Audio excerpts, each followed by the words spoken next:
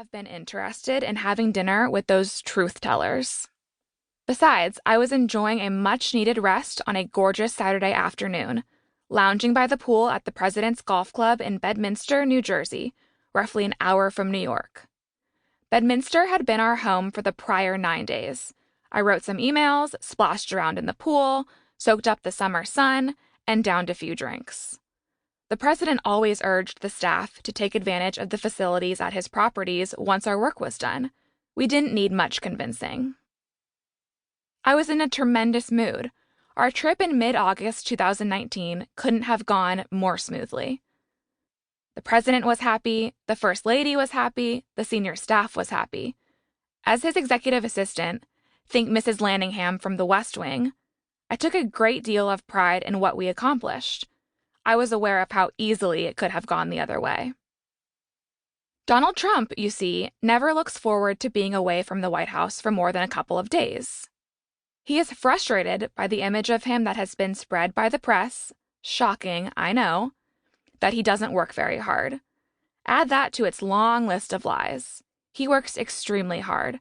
I'll go as far as to say that he has more energy than everyone else in the West Wing. We could barely keep up with him. The president often starts his workday about 6 a.m. He typically sleeps for only 4 or 5 hours, and some nights he doesn't get off the phone until around midnight.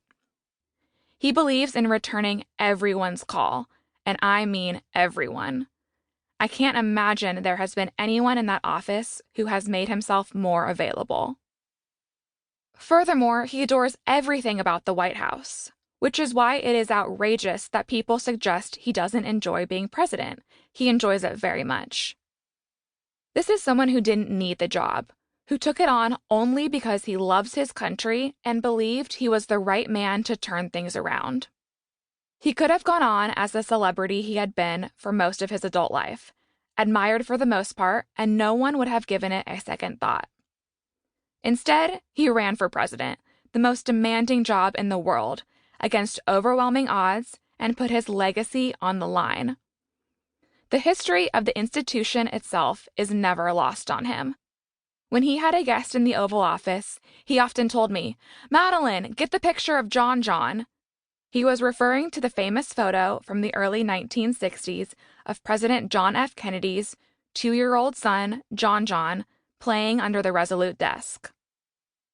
"This is the same desk," President Trump would proceed to tell his guest. "Come, let's take a picture behind it." On more than a few occasions, when some of the staff were staying a little later than usual, the president would usher us into the Oval Office. "Look around," he'd tell us. "Look where we are. How incredible is this? We are standing in the Oval Office." I can't overstate how much moments like that meant to me. My colleagues and I would get so wrapped up in our day-to-day responsibilities, we would forget where we were and how essential our work was.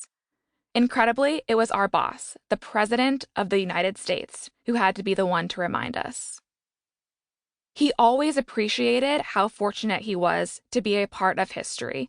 I will never forget the first time the president rode on Marine One, the presidential helicopter.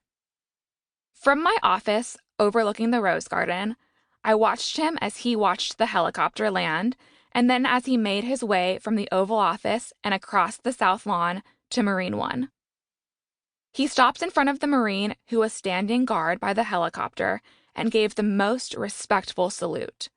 Donald Trump had been in many helicopters, and private planes for that matter, but that look of reverence in his eyes told me this time was different. For the August trip to Bedminster, we needed to be as persuasive as ever in order to get him to agree to it. He didn't want to go for long, certainly not 10 days.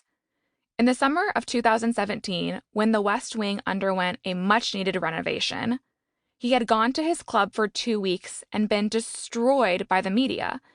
They had suggested he was merely taking a vacation, and nothing could have been further from the truth. I'm not even sure the word vacation is in Donald Trump's vocabulary. Besides, every president gets out of Washington in August for a week or longer. The city all but shuts down. Congress is out of session, and the weather is just miserable. President Barack Obama used to go to Martha's Vineyard,